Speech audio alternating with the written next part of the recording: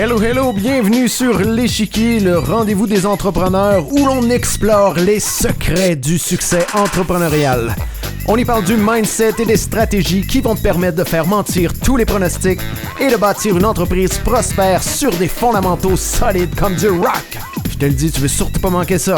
D'ailleurs, si c'est pas déjà fait, je t'invite à suivre le show et à activer la cloche dès maintenant sur ta plateforme de balado préférée. Je suis David Gaudreau et on commence le show direct là. Oh yeah! Hello, hello! Bienvenue dans ce 3e épisode de l'Échiquier entrepreneurial. Je viens de sortir ma voix radiophonique. Bienvenue dans ce nouvel épisode de l'Échiquier entrepreneurial. Welcome! Merci d'être là, merci d'être là. Aujourd'hui, dans ce 3e épisode de l'Échiquier, je vais faire un petit avertissement en début d'épisode. Peut-être qu'aujourd'hui, je vais traiter d'un sujet qui va peut-être te brusquer dans tes perceptions, te brusquer dans tes convictions aussi. Je vais parler de commoditisation, je vais parler de mindset du salarié, je vais parler de biais de conformité, je vais parler du principe de commoditisation aussi. Et donc voilà, il y a certains volets qui peut-être vont aller à l'encontre de certaines de tes croyances ou voilà. Mais si je le fais par moment, si je manque un peu de nuances par moment, sache que, bon, ok, je suis capable de faire la part des choses, là.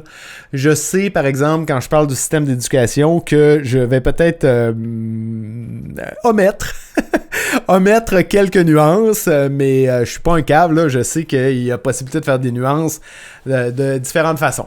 OK, c'est surtout le volet où je vais parler du mindset du salarié.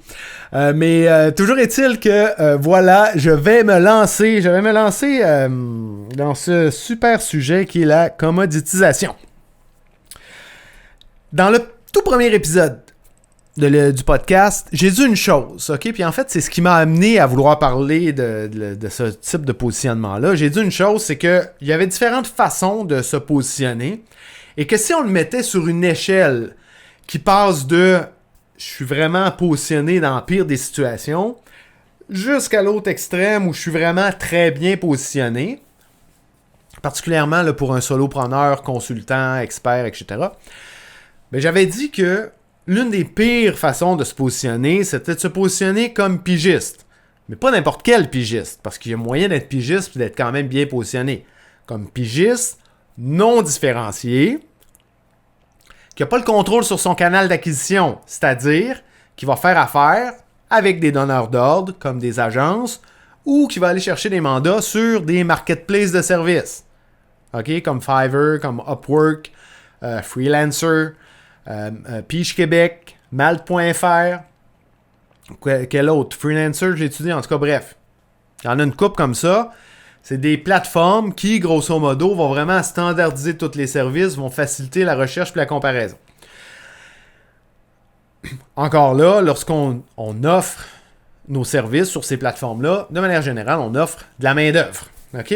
Donc, lorsqu'on se positionne de cette façon-là, comme pigiste non différencié, qu'on n'a pas le contrôle sur notre canal d'acquisition, ben, en réalité, ce qu'on fait, c'est qu'on se positionne, c'est ça, comme du cheap labor, de la main-d'œuvre bon marché, facilement comparable, facilement remplaçable.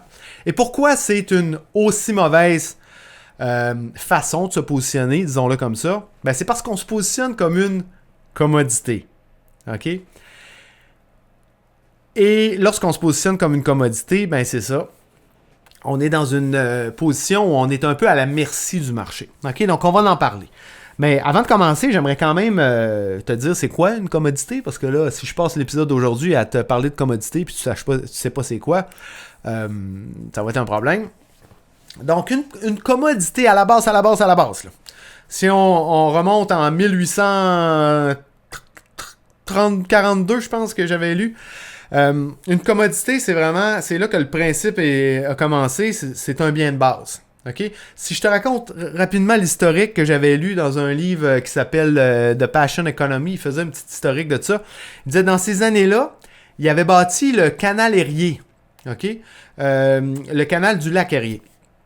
Et ce que ça a fait, c'est que ça a permis aux agriculteurs de s'éloigner, d'aller acheter des terres qui étaient plus éloignées, qui étaient plus grandes. Éventuellement, ils ont pu augmenter leur culture et d'amener leurs grains par le canal aux acheteurs. Okay? Ce qui a fait qu'éventuellement, il y a eu tellement une croissance rapide du grain que là, les acheteurs n'étaient plus en mesure de négocier chacun des cultivateurs pour leur grain. Donc là, ce qu'ils ont fait, c'est qu'ils ont commoditisé le grain. Donc, ils ont établi des grades, j'allais dire préétablis. Ils ont établi des grades et puis ils ont fixé des prix pour chacun de ces grades-là, ce qui leur a permis de négocier une grande quantité de grains vraiment plus rapidement. OK? Donc, la commoditisation, historiquement, ça a permis vraiment de faciliter le commerce des biens de base, grosso modo. Puis dans la période d'industrialisation, ben là, c'était tellement une bonne solution que ça s'est répandu à tous les autres biens de base. Donc, une commodité, on peut parler d'un sac de riz, on peut parler de bois de construction, name it, là, des métaux, même de la pierre, quand on achète du gravier 3/4, ben, tout ça, c'est de la commodité.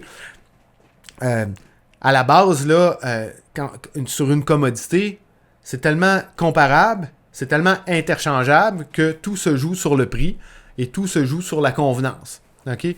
Donc, c'est pour ça que lorsqu'on regarde des grandes chaînes qui vendent des commodités, par exemple des quincailleries, ben, comme tout se joue sur le prix et sur la convenance, ben, ils vont beaucoup travailler sur avoir des tarifs de volume, optimiser leur chaîne de distribution, etc. pour avoir les meilleurs prix possibles, d'une part.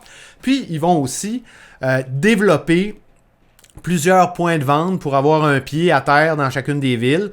Puis, ils vont tenir des très gros inventaires. Donc, ce que ça va leur permettre, c'est d'avoir le bénéfice de la proximité d'une part, du fait d'être près du consommateur, et d'avoir aussi la disponibilité. Sachant très bien que si le consommateur vient acheter son 2x4, sa planche de 2x4 à la quincaillerie, que s'il n'est pas disponible, ben, il va aller à la porte à côté parce que c'est du change, c'est du pareil au même, c'est du change pour change. OK? Donc, ça, c'est comme la définition d'une commodité. Je te dirais dans sa forme la plus pure. Mais lorsqu'on parle plus globalement d'un entrepreneur, ben là, un entrepreneur qui est positionné comme une commodité, c'est un entrepreneur dont l'offre est interchangeable, est facilement comparable et facilement remplaçable. Okay? Qu'elle n'amène pas une différenciation ou un avantage qualitatif percible. Non. En tout cas, qui peut être perçu par le client. Donc voilà. Donc bref, c'est un entrepreneur qui présente certaines des caractéristiques d'une commodité. Et il y en a beaucoup des entrepreneurs qui sont positionnés comme ça. En fait, tous les comptables, les notaires, les professions libérales, tous des commodités. La majorité des pigistes sont aussi des commodités. La plupart des corps de métier, des commodités. Parce qu'ils offrent tous plus ou moins le même type de service. Je veux dire, aux yeux de la majorité, un comptable, ben, ça fait tes impôts à la fin de l'année. Faire ton rapport d'impôt par un comptable ou par un autre, c'est un peu du pareil au même. Okay? C'est sûr là, qu'il y en a qui sont meilleurs que d'autres. Il y en a qui vont offrir un meilleur service. Mais en bout de ligne, c'est un peu du change pour change. Okay? Donc, ça va se jouer sur quoi? Sur le prix. Okay? D'un comptable à l'autre, s'il y en a un qui te charge 500$ puis l'autre, il te charge 2000$, il y a de fortes chances que tu ailles avec celui qui charge 500$. À moins, bien entendu, d'avoir une structure fiscale complexe, puis là, tu as besoin d'avoir l'expert comptable, vraiment expert en fiscalité, etc. Lui, il est différencié. C'est pas une commodité. OK? Ceux qui sont positionnés comme une commodité, c'est ceux qui offrent des services change pour change. OK? Que c'est un peu du pareil au même. C'est pour ça que je te disais au début, là, il y a des nuances à faire. C'est pas tous les pigistes qui sont positionnés comme une commodité, même si c'est une majorité. C'est pas toutes les professions libérales. Il y en a qui parviennent à se différencier. Mais, de manière générale, c'est ça. C'est que la majorité sont positionnés comme des commodités. Dans un marché de commodités, non seulement tout se joue sur le prix et sur la convenance, mais dans un marché vraiment de commodités pures, les marges de profit tendent vers zéro. OK, c'est la raison pourquoi des chaînes de distribution d'épicerie comme Loblaws, Metro, Costco, Walmart, ben, ils ont des marges de profit qui oscillent entre 0 et 3%, puis ça, c'est quand ils ne sont pas dans le négatif. OK? On chiale bien, là, en période d'inflation. On se fait fourrer par les épiceries. Ben là, quand c'est ça, là, c'est toutes des entreprises cotées à la bourse. Tu vas voir leur marge de profit dans leur état financier. Tu vas voir qu'il ne nous faut pas tant que ça. OK? C'est l'inflation qui crée l'augmentation des prix dans les chaînes d'épicerie. C'est pas parce qu'ils se prennent des marges de profit excessives. OK? Donc, voilà. Aujourd'hui, de nos jours, un marché de commodités, c'est un marché de masse, un marché de volume, c'est un marché de marge de profit presque nulle. J'ai fait un historique tantôt. Une chose que je pourrais ajouter, c'est que, historiquement, la commoditisation, c'est-à-dire de se positionner comme une commodité, ça a présenté plus de bénéfices que d'inconvénients tant qu'il y a eu de la rareté dans le marché.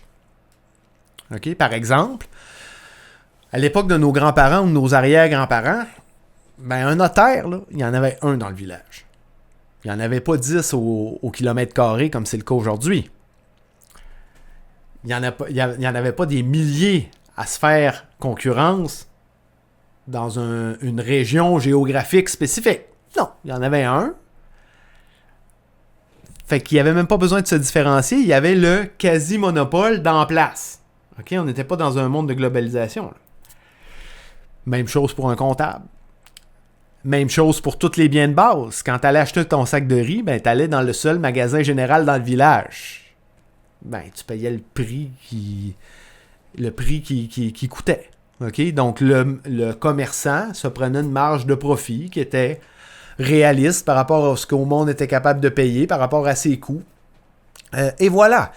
Donc, tant qu'il y a de la rareté dans le marché, la commoditisation, c'est pas un problème, même ça fonctionne bien. Okay? Comme je l'ai dit tantôt, que historiquement, ça a permis vraiment à tout le commerce de se développer.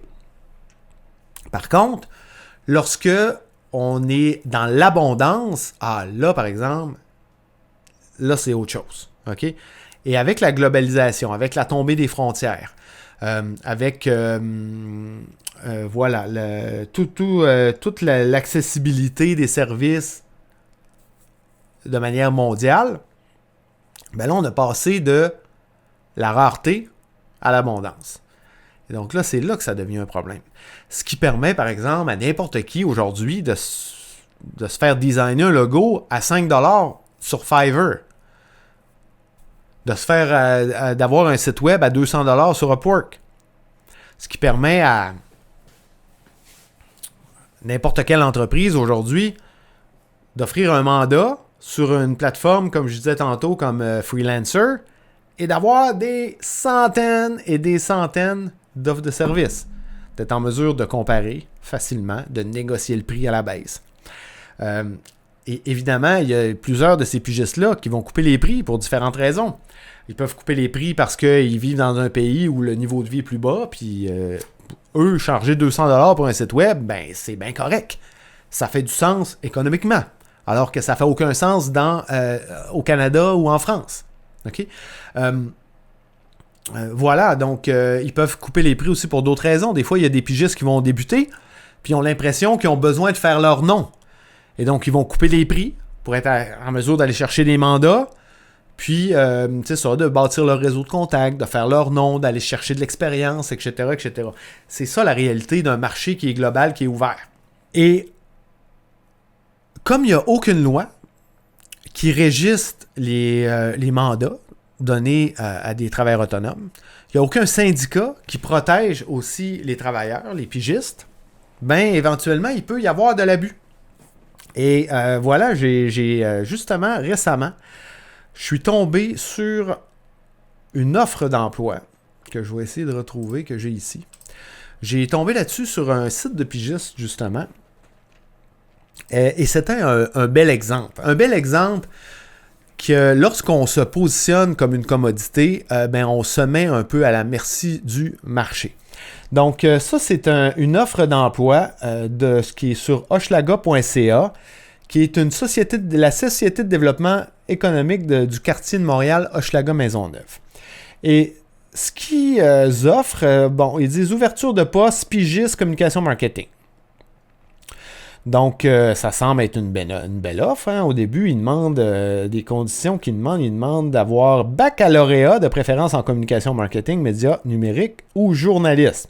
Donc, ils demandent un bac. Déjà, c'est pas rien. C'est un bac au Canada. Hein. C'est pas la même chose qu'un bac en France. Ensuite, ils demandent 3 ans d'expérience. Oh, c'est pas pire.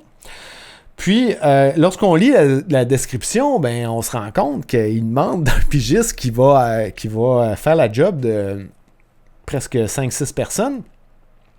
Donc, réseaux sociaux, ensuite site web, événementiel et autres.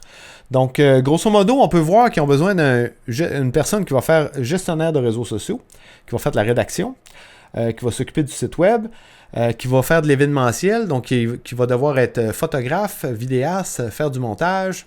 En tout cas, il va avoir beaucoup de chapeaux. Cette personne-là va avoir beaucoup de chapeaux. Et qu'est-ce qu'on lui offre? On lui offre 25$ de l'heure pour du 35 heures semaine. 25$ de l'heure pour un employeur qui n'a pas besoin de payer les différentes cotisations, là, c'est à peu près l'équivalent du salaire minimum pour un bac, 3 ans d'expérience, une personne qui va porter les chapeaux d'à peu près 6 corps de métier. Ça commence à être beaucoup! Ça commence à faire. Et évidemment, lorsqu'on fait affaire avec ce type de client-là, qui offre vraiment très peu et qui demande beaucoup, on se met un peu à la merci de travailler avec les pires clients. Et c'est un peu ce qu'un commentaire sur le groupe de quelqu'un qui a travaillé pour eux tend à démontrer. Qu'est-ce qu'il nous dit? En fait, ils m'ont engagé comme vidéaste l'année dernière. Ça a été ma pire expérience avec un client. C'est ça. C'est quand on travaille avec ce type de client-là, généralement, en fait, je devrais même dire, lorsqu'on est positionné comme une commodité, on attire souvent ce type de client-là. OK? J'aime mon quartier, je voulais contribuer, j'ai donc accepté de baisser mon salaire de moitié. Belle erreur. J'ai couru après le responsable pour pouvoir avancer les projets. Réalisé selon mon expérience parce que j'avais aucun retour. Me faire dire 1 mois plus tard que finalement, ça convenait pas. Et ça, c'est... si on revient à l'offre sur 35 heures, c'est une autre affaire. C'est que là, il y a 25$ de l'heure pour 35 heures. Mais quand on lit ça, ce qu'on réalise, c'est qu'en réalité, ça ne sera jamais 35 heures. OK? Puis quand on lit la liste de tâches, c'est impossible de faire ça en 35 heures. Il demande de couvrir les événements du quartier les fins de semaine, de faire les montages vidéo. C'est sûr que ce 35 heures-là, il va se transformer à peut-être en 40, 50, 60 heures. Who knows? OK? On ne le sait pas jusqu'à quel point ils peuvent abuser de la situation. Mais quand on lit ce commentaire-là, ça fait peur. OK? Parce que là, il a été obligé de recommencer son projet. Et comme ils se sont entendus pour un 35 heures, il ne pourra jamais charger ses heures supplémentaires. On continue le commentaire. Devoir recommencer le projet. Bon, devoir harceler pour être payé. Bon, quelle surprise quand je te parle de mauvais clients. Mais son adjointe a fini par prendre le relais et se plaindre de mes tarifs. Après le travail fait, en me donnant les tarifs de leur ancien vidéaste. Tadam! C'est ça, quand on est positionné comme commodité, on se fait continuellement comparer. Okay? Parce que c'est pas clair la valeur ajoutée qu'on apporte. On est interchangeable, facilement comparable, et bien c'est sûr que le client va toujours essayer de négocier. Au final, j'ai compris qu'elle aurait voulu que je travaille pour eux pendant plus d'1 mois. 12 dates de tournage et plusieurs jours de montage. OK, donc, ça serait pas étonnant qu'il y ait un jour de montage pour chaque jour de tournage. Fait qu'on se retrouve avec 24 jours travaillés dans le mois. Tout ça pour environ 450$. 450$ pour, disons, 28 jours de travail. Si on le calcule, peu importe, à 5, 6, 7, 8 heures par jour de travail, c'est sûr qu'on tombe en bas du salaire minimum. Lorsqu'on se positionne comme une commodité, on se met à risque on se met à la merci du marché. Ça, c'en est un exemple. Je pourrais trouver plein d'autres exemples, OK? Donc, les plateformes, comme je parlais tantôt, en sont plein de clients qui vont essayer d'aller obtenir le plus possible pour payer le moins possible. Okay? C'est un peu ce qui arrive lorsqu'on se positionne comme tel. Ça soulève la question. Pourquoi il y a autant d'entrepreneurs qui se positionnent comme des commodités? La question se pose. Lorsqu'on voit tous les inconvénients dans le marché actuel de globalisation, dans le marché d'abondance, pourquoi ils se positionnent comme des commodités? En fait, j'ai identifié 3 raisons. La première raison, c'est qu'ils ont le mindset du salarié. OK? On va voir c'est quoi tantôt. La deuxième raison, c'est qu'ils ont le biais de conformité, où ils sont victimes du biais de conformité de ceux qui les conseillent. Et finalement, il y a le principe de commoditisation aussi. Ce qui est un petit peu différent, en fait, c'est un principe qui va faire qu'on va se commoditiser au fil du temps. Donc, commençons par parler du mindset du salarié. Très tôt dans notre vie, on rentre dans un système d'éducation.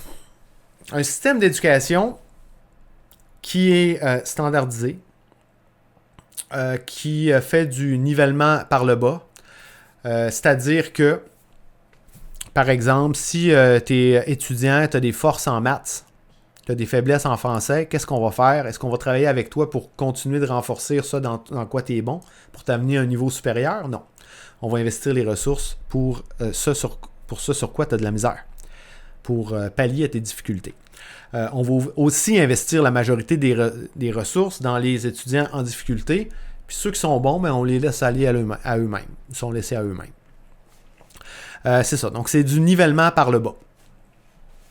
Ce qu'on veut, ultimement, c'est t'amener à certains standards de réussite. OK? Des standards qui laissent un peu de côté toute la performance individuelle. OK? Au point où, même si, oui, on te donne cette impression-là, de valoriser tes performances individuelles en t'assignant des notes dans un bulletin, même si ça, encore aujourd'hui, c'est de plus en plus questionné comme approche. Là, je me demande, je suis moins connecté qu'avant, là, mais je pense que dans les bulletins, il n'y a même plus de notes, mais je ne suis pas certain. En tout cas, toujours est-il que ça va dans cette optique-là de vouloir commoditiser tout le monde, en faire toutes des petites versions pareilles. OK? Au point où, quand tu as fini ton cheminement scolaire, on met toutes tes performances individuelles de côté et on te donne un beau diplôme générique. Hein? Qui fait que tu as beau avoir performé au-delà de la moyenne, tu te retrouves sur un pied d'égalité avec tout le monde. Voilà. Et tout ça vise quoi? Vise à standardiser les connaissances, les compétences en vue du marché du travail. Un marché du travail qui aussi est un système complètement standardisé, commoditisé, où par exemple, on va faire l'embauche sur des exigences de diplomation, des exigences d'expérience. Il va y avoir des échelles salariales prédéfinies. Il va y avoir des conventions collectives. En fonction de l'expérience, ils vont offrir des vacances, des différentes conditions. Tout est standardisé. OK? Donc, tu sors je m'inclus dans ça, on sort du système éducatif, académique. Déjà, on nous commoditise. Et là, on rentre sur le marché du travail. Et ils nous mettent dans des petites boîtes. OK? On se retrouve qu'on est un maillon du système. OK? Et les entreprises ont intérêt à faire ça. Parce que plus les salariés, les employés sont facilement interchangeables, facilement comparables, facilement remplaçables, bien, plus c'est facile de changer les maillons du système. Puis s'assurer que le système continue de fonctionner. OK? Donc, c'est pas un hasard là, que ça fonctionne comme ça en entreprise. Parce que c'est ce qui permet la standardisation permet une plus grande efficience. Mais c'est sûr que à force de se faire traiter comme des commodités pendant tout le système académique, et ensuite, lorsqu'on commence le marché du travail, on continue de se faire traiter comme tel, ben on développe une identité. Okay? Une identité que j'appelle le mindset du salarié. Le mindset du salarié, c'est quoi? En fait, il y a différentes choses. Oh, je m'étais pris quelques notes. Je vois-tu par cœur? Interchanger, Martin. Bon, c'est ça. Premièrement, le mindset du salarié va faire que on va prioriser de répondre aux exigences des employeurs, du marché, de l'industrie, plutôt que de prioriser le développement de notre propre expertise. Ce que je veux dire par là, c'est que on va, par exemple, s'assurer d'avoir la note de passage, parce qu'en réalité, ce qu'on veut, c'est un diplôme. C'est le bout de papier qui va nous donner l'accès au processus d'embauche. OK? Tu as sûrement déjà fait ça, tu as bourré le crâne avant un examen, faire l'examen, puis tout oublier 1 heure après. C'est débile de faire ça quand on y pense. Si on était dans un mindset de développement de savoir, de savoir-faire et de savoir-être, ben on ferait jamais ça. On se bourrerait pas le crâne avant un examen. On s'assurerait d'acquérir les connaissances, de les mettre en pratique pour éventuellement les maîtriser. C'est pas ça qu'on fait. C'est pas ça qu'on fait. On passe des années pour avoir le bout de papier. C'est un problème. Ça, c'est le mindset du salarié. Quand on est entrepreneur, c'est pas ça qu'on fait. On va en parler après. Ensuite, au niveau des expériences, plutôt que de prioriser, de favoriser, d'aller acquérir de réelles expériences, des expériences renouvelées, travailler sur plusieurs projets, plusieurs mandats, dans différents marchés, de se faire coacher, de se faire mentorer, pour développer une expérience globale à haute valeur ajoutée. Qu'est-ce qu'on fait? On fait notre temps. Hein? On fait notre temps sur le marché du travail. Parce qu'on sait que quand on va arriver à 5 ans, on va avoir une semaine de plus de travail. Puis de vacances. Puis quand on va arriver à 10 ans, ben, on va avoir 2-3 semaines de plus de vacances. Puis à chaque année là, qu'on va accumuler, ben, on va avoir des micro-augmentations de salaire. C'est de même que ça marche dans le beau système standardisé du marché du travail. Qu'est-ce que ça fait, ça? C'est que on s'en fout de la qualité de l'expérience. Hein? On va vivre le jour de la marmotte encore et encore, jour après jour, à faire la même maudite affaire à chaque jour. C'est pas de l'expérience, ça. C'est pas une expérience à haute valeur ajoutée de faire la même chose à chaque jour pendant 20 ans, là. Avoir 20 ans d'expérience dans vraiment une expérience à haute valeur ajoutée, à travailler sur de nouveaux projets, à mettre en pratique des nouveaux concepts, ça, c'est une expérience à haute valeur ajoutée. Ça ne vaut pas du tout la même chose que 20 ans d'expérience à faire toujours la même chose. Mais malheureusement, avec le mindset du salarié, on accepte ça. C'est cher à payer là, de faire la même chose à chaque jour pendant 20 ans pour franchir des seuils préétablis. C'est comme ça que ça fonctionne dans le marché du travail. Je le rappelle, il y a des nuances que je mets volontairement. Par exemple, c'est pas la même chose dans des startups. OK? C'est comme ça dans la majorité des entreprises, les grandes entreprises qui, globalement, œuvrent elles-mêmes dans un marché de commodités.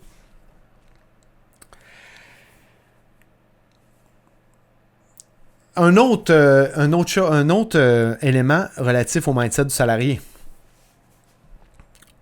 On met dans les mains de l'employeur notre développement personnel. Ah!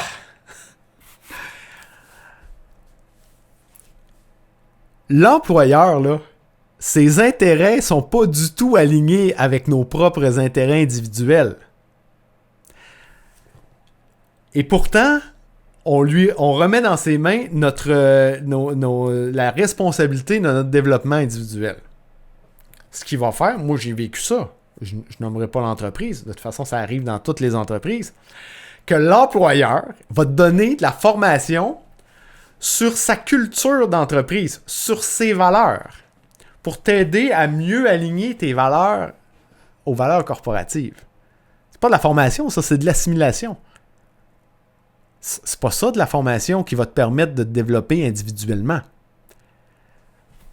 Ce que tu as besoin, c'est de formation, comme je le disais tantôt, pour développer ton savoir, ton savoir-être et ton savoir-faire.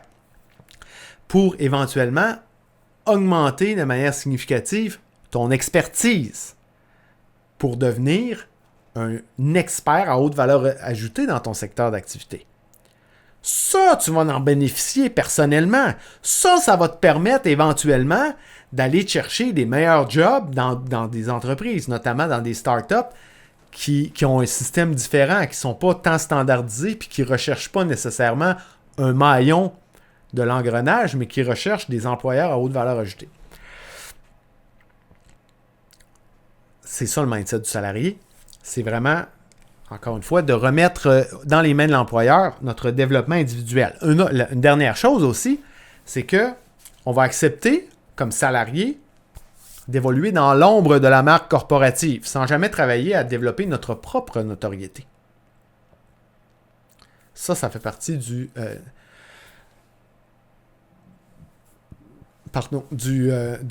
mindset du salarié. On voit ça continuellement. Hein? Disons dans une conférence, tu as sûrement déjà vu ça, on va présenter un consultant expert avec son pedigree de réalisation. Et un salarié, et j'inclus dans les salariés les gestionnaires, hein, mis à part la haute direction, là, qui ont des rôles stratégiques, la majorité de l'hiérarchie. Dans une conférence, comment on va présenter, disons, la directrice marketing de Radio-Canada? Ce qu'on va dire, c'est « Voici la directrice marketing de Radio-Canada ». On ne mettra pas l'accent sur sa propre notoriété, sur sa liste de réalisation. Non. Toute son identité est liée à la position qu'elle occupe dans l'entreprise. Qu'est-ce qui arrive quand elle perd sa job? Elle perd son identité. Mais c'est ça, le mindset de l'identité, le mindset du salarié, on est conditionné à adopter cette identité-là. Et c'est un maudit problème lorsqu'on se lance en affaires, d'avoir ce mindset-là. C'est un problème pour plusieurs raisons. Parce que comme on est conditionné, ou comme il nous conditionne à se positionner comme une commodité, ben ça fait que notre premier réflexe, c'est de continuer de se positionner comme une commodité. De simplement se positionner en offrant nos services, en offrant de la main-d'œuvre. OK? Ça va nous pousser aussi souvent, justement, à faire affaire avec des donneurs d'ordre. Parce que c'est comme ça qu'on nous a conditionnés à fonctionner. En se positionnant comme ça aussi, ça va être très difficile de valoriser nos services. Ça va être très difficile de se démarquer. En fait, ça va être impossible de se démarquer. Une autre chose aussi que ça va faire, c'est qu'on va être porté à mettre de l'avant nos expériences cumulées, comme on l'a toujours fait sur le marché du travail. Mais en entrepreneuriat, c'est pas les expériences cumulées qui importent. C'est les expériences démontrées. L'expertise qui est démontrée. Démontrée par quoi? Par des études de cas, qui est démontrée par exemple, un portfolio, des témoignages clients. C'est ça qui importe en entrepreneuriat. On se fout de savoir que tu as vécu le jour de la marmotte pendant 20 ans. Pas ça qui intéresse un client.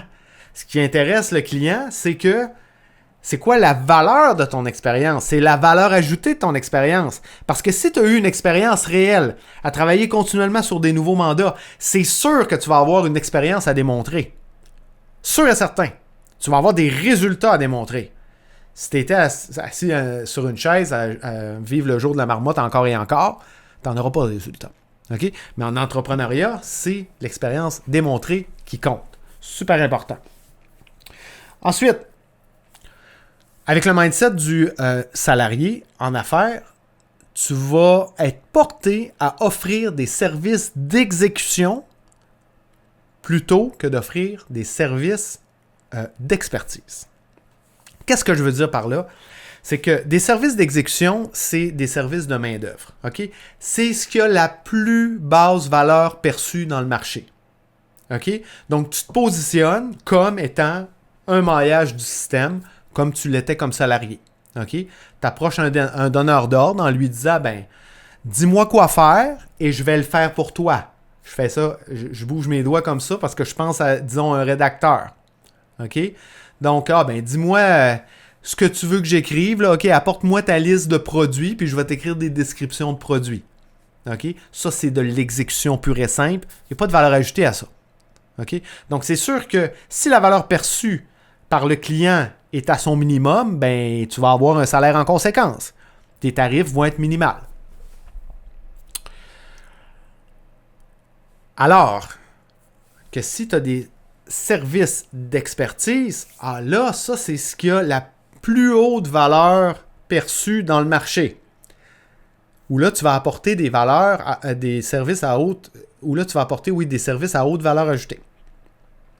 Plutôt que de te positionner comme un maillon du système, tu vas te positionner comme étant l'expert qui est capable de l'améliorer, le système, de l'optimiser, éventuellement de régler ses problèmes. Tu vois la différence?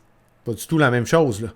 Et donc là, ça va te permettre de vraiment différencier. Ça va te permettre de vraiment te différencier comme expert de ton domaine. OK? Donc, voilà. Mais malheureusement, avec le mindset du salarié, tu risques fort de tomber dans le premier cas de figure. Et donc là, ta valeur va être minimale. Ensuite, un autre point vraiment important. Avec le mindset du salarié, tu as de fortes chances de te positionner avec ton client dans un rôle de subalterne. À l'image de ce que tu as toujours fait avec ta relation, dans la relation salarié-patron. Mais en entrepreneuriat, ton client, c'est pas ton patron. Si tu veux te positionner dans un rôle où tu vas lui apporter un maximum de valeur, au contraire, tu dois te positionner dans le rôle du guide, du docteur, qui va diagnostiquer, qui va prescrire et qui va l'accompagner. OK? Dans le rôle de celui qui va l'aider à régler ses problèmes. OK? Ce qui implique d'identifier le problème, de le diagnostiquer, d'identifier la solution et de l'implémenter. OK? Donc voilà, c'est super important de le comprendre. Ton client, c'est pas ton boss. OK? Tu es là pour l'accompagner. C'est très différent. OK? Malheureusement, lorsqu'on a le mindset du salarié, on est trop souvent porté à se mettre dans le rôle du subalterne. Dernier point aussi que j'ai noté, c'est que lorsqu'on est dans ce mindset-là du salarié, c'est qu'on n'ose pas. On n'ose pas être le visage de notre entreprise. On n'ose pas se positionner comme l'expert l'expert du marché. OK? Donc, souvent, là, quand je travaille avec des entrepreneurs qui ont le mindset du salarié, là, première chose qu'ils vont faire lorsqu'ils se lancent en entreprise, ils vont incorporer ou enregistrer leur société avec un nom d'entreprise pour être en mesure de se cacher derrière leur nom de société. Mais ce qu'ils ne réalisent pas, c'est que lorsque tu viens de créer une entreprise, la notoriété de ton entreprise est directement liée à la notoriété du dirigeant, de toi-même. Donc, c'est un incontournable. Quand tu te lances en entreprise, c'est pas comme quand tu œuvres comme salarié dans une grande entreprise qui a déjà une réputation puis une notoriété. Non, tu te lances en entreprise, là. Donc, essaye pas de te cacher derrière un nom de société. Tu peux en avoir une société avec son propre branding, mais ça demeure pas moins que les premières années, tu dois être l'ambassadeur de ton entreprise. C'est ta propre notoriété que tu mets de l'avant, ce qui implique d'oser, d'avoir le courage de te mettre de l'avant, de bâtir ton brand, de bâtir ton écosystème, ta communauté. OK? Tu dois devenir ton propre média pour élever ta notoriété et, par la bande, élever la notoriété de ton entreprise. OK? Mais malheureusement, c'est difficile à faire lorsqu'on est dans un mindset de salarié où on a été vraiment conditionné à prendre les rangs. OK? À ne pas oser sortir du cadre, de ne jamais challenger le statu quo, de ne jamais prendre position dans notre secteur d'activité. Mais c'est sûr que du moment qu'on ose se mettre de l'avant, ben c'est ça. Ça implique d'oser prendre position. OK? Et pour ça, ben, il faut vraiment se libérer du mindset du salarié. Donc, comment on fait justement pour s'en libérer? OK? Je me suis mis quelques notes ici. La première chose que j'ai écrite sur ma liste, c'est d'adopter un mindset d'expertise. Donc, c'est vraiment de prioriser, d'approfondir continuellement notre expertise. OK? Pas d'aller chercher des certifications, pas d'aller chercher d'autres bouts de papier. Non. De réellement approfondir notre expertise, ce qui passe nécessairement par l'acquisition de compétences, de connaissances, la mise en pratique et la maîtrise. Et pour y arriver, ben, ça implique nécessairement de prendre de la formation, de se faire coacher, d'aller chercher une rétroaction pour évoluer plus rapidement, puis éventuellement de se faire mentorer. OK? C'est comme ça, éventuellement, qu'on va être en mesure de se différencier grâce à une réelle expertise. Pas juste un bout de papier qui est comparable avec tous les milliers d'autres étudiants qui ont gradué en même temps que toi. Non, non, non, non. C'est vraiment de développer une expertise différenciée puis approfondie. OK? Ça, c'est le premier point. Le deuxième, c'est d'adopter un mindset de notoriété. OK? Donc, d'accepter d'être le visage de notre entreprise et de travailler à bâtir notre propre notoriété. Ce qui implique de devenir son propre média, comme je le disais tantôt. À partir du moment qu'on devient notre propre média, on va faire continuellement la démonstration de cette expertise-là approfondie qu'on développe. OK? Donc, c'est ce qui nous permet de bâtir notre notoriété, de bâtir notre crédibilité, puis avec le temps, de bâtir un lien de confiance avec nos clients. Aussi, adopter un mindset de différenciation. Ce qui veut dire ne pas avoir peur de faire les choses différemment. Ne pas avoir peur de sortir du cadre, de challenger le statu quo. OK? D'identifier des modèles d'affaires qui ne sont pas faits nulle part ailleurs. Tu regardes ce qui est fait dans le marché, là. C'est pas ça que tu fais. OK? Tu trouves un créneau, tu te spécialises dans ce créneau-là, tu en apprends le plus possible sur les problèmes dans ton créneau de spécialisation et tu trouves des solutions distinctives, personnalisées, différenciées pour te démarquer. OK? Puis finalement, d'adopter un mindset de visibilité. Donc, tu dois accepter d'être visible dans des podcasts, faire des conférences, devenir ton propre média, créer du contenu sur les réseaux sociaux. Donc, accepter que ça va faire partie de ta tâche d'entrepreneur que de travailler à gagner en visibilité. Même payer en pub éventuellement quand tu as un certain roulement pour gagner continuellement en visibilité. OK? Donc, c'est vraiment 4 volets qui vont te permettre de te libérer de ton mindset de salarié. Maintenant, le deuxième élément qui explique qu'il y a autant d'entrepreneurs qui se positionnent comme des commodités, c'est le biais de conformité. Mais là, je réalise que ça fait pas mal long pour l'épisode d'aujourd'hui. Donc, je commence à avoir faim, je vais aller déjeuner. Et voilà, donc, je vais faire un deuxième épisode sur le biais de conformité. Donc, ça va être dans le prochain épisode qu'on va en parler. Sur ça, je te remercie d'avoir été là jusqu'à la fin. Je te rappelle, si tu as aimé l'épisode, ce qui est probablement le cas parce que tu es encore là, ça serait génial si tu pouvais me laisser un 5 étoiles sur Apple Podcast, sur Spotify ou sur ta plateforme de balado préférée. C'est vraiment très important pour aider à faire découvrir le podcast. C'est comme ça que les algorithmes fonctionnent. Donc, ça prend des reviews, ça prend des commentaires. Donc, si tu peux m'en laisser un, ça serait très apprécié.